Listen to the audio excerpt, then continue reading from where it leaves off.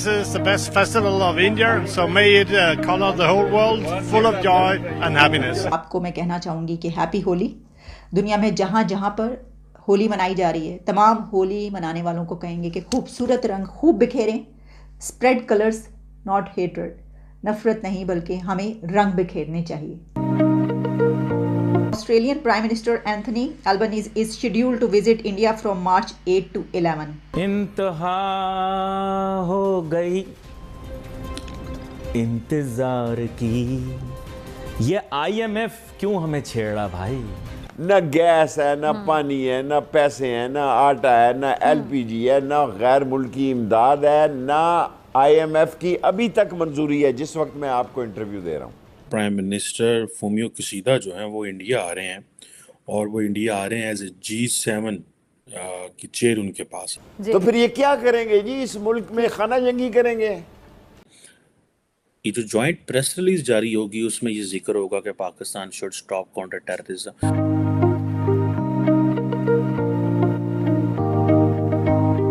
India में बहुत हैं, बाकी जिन अमेरिका, ऑस्ट्रेलिया, हर जगह से आप सबको होली मुबारक।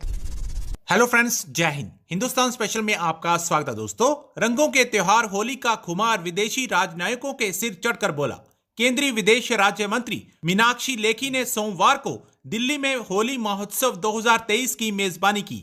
कई राजनयिक और अन्य लोग समारोह में शामिल हुए और होली के गानों पर जमकर डांस किया। इस कार्यक्रम के वीडियो में राजनीतियों को रंग बरसे गाने पर नाचते हुए देखा जा सकता है। भारत में अर्जेंटीना के राजदूत ने कहा कि यह एक बहुत ही खूबसूरत अवसर है और हम इसे आप सभी के साथ मनाकर खुश हैं। G20 में ग्लोबल साउथ के एजेंडे को रखने में भारत बहुत महत्वपूर्ण भूमिका निभा रहा है। अर्जेंटीना भारतीय अध्यक्षता का समर्थन करता है।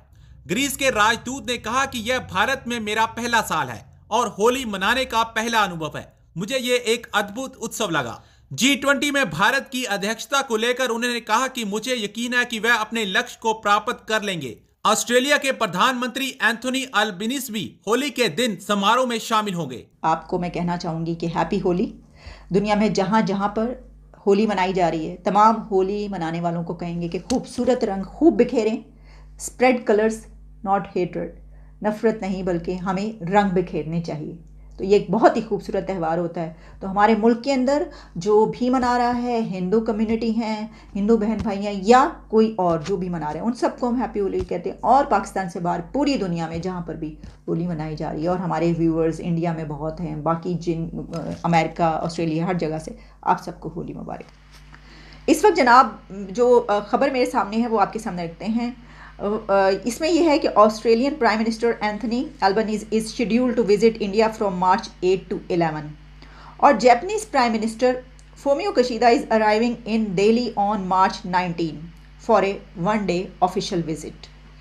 और इसमें यह है कि जो दोनों कंट्रीज़ हैं वो बहुत ही क्लोज पार्टनर्स हैं इंडिया के, और जो टॉक्स होंगी उसमें दोनों तरफ बड़े एग्रीमेंट्स किए जाएंगे।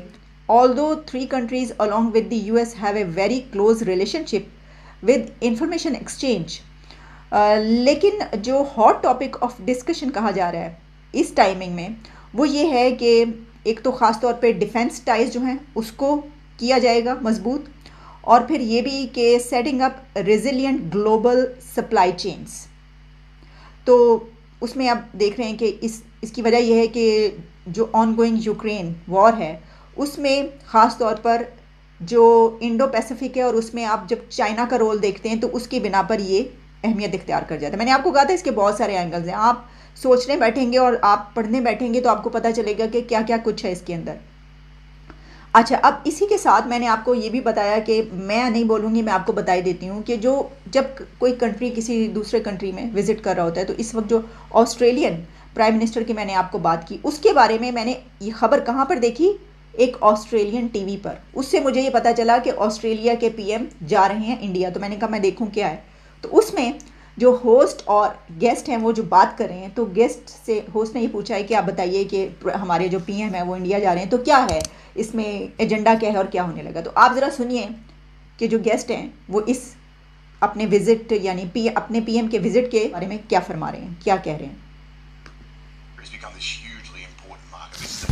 effectively he's taking a business delegation over there. But this is one of 2 trips the PM will have to India this year that is planned. Plus, Narendra Modi is coming out to Australia for the Quad meeting. So, in the wake of China putting all those restrictions on Australian trade, our officials had to go looking for other places to sell our goods and, really importantly, sell our services. And India is this huge country, an ally, 1 billion people, and defence-wise really important, not just because of its situation with a border with China, but also the power of that army that's rising. So what we've seen is this really big growth in particularly education. So Indian students, university students coming to Australia. This is something like a $3 billion industry for Australia. Jason Clare used some pretty smart strategy this week by taking Adam Gilchrist over to sell Australian universities in India. You know, it's not an education official, he works for the University of Wollongong, but in terms of star power, cultural connection and really important ties with India, that's a smart way to go about business and it's effective. उन्होंने क्या क्या कुछ कहा है, उन्होंने बताया है कि कितना बड़ा वो कंट्री है, हमें उनसे कैसे कैसे फ़ायदे हो सकते हैं और $3 बिलियन की जो एजुकेशन इंडस्ट्री है उसमें हम क्या दोनों कंट्रीज़ मिलके कर सकते हैं और हमारे लिए एक बहुत ही बड़ा ये टाइम है और मोमेंट है। और साथ में उन्होंने क्या कहा है, उन्होंने कहा है कि चाइना की बात की है कि क्योंकि चाइना से जो है वो अब गुड्स उसके बजाय जो है हम इधर से हम क्यों ना अपना वो करें। तो ये मैंने आपको कहा था कि बड़ा जो एक इसमें अहम एलिमेंट है वो ये है कि चाइना जो है वो उसको भी कुछ टफ टाइम इस हवाले से मिलेगा और अभी तो ये स्टार्ट है, अभी तो ये शुरुआत है, ये मैं आपको बता रही हूँ।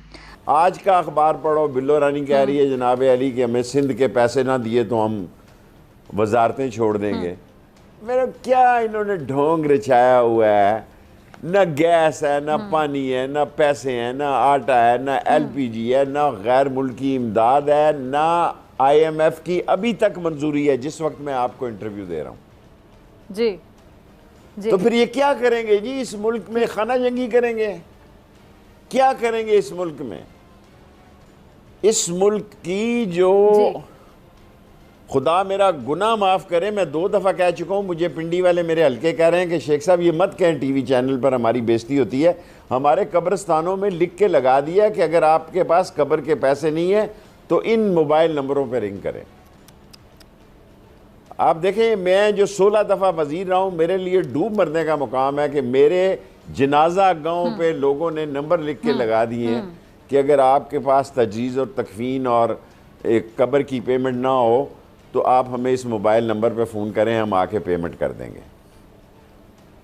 ये है हाल, जेन्युइन हाल ये है कि लोगों के पास कब्र के देने के पैसे नहीं है। बाकी बातें छोड़ें आप।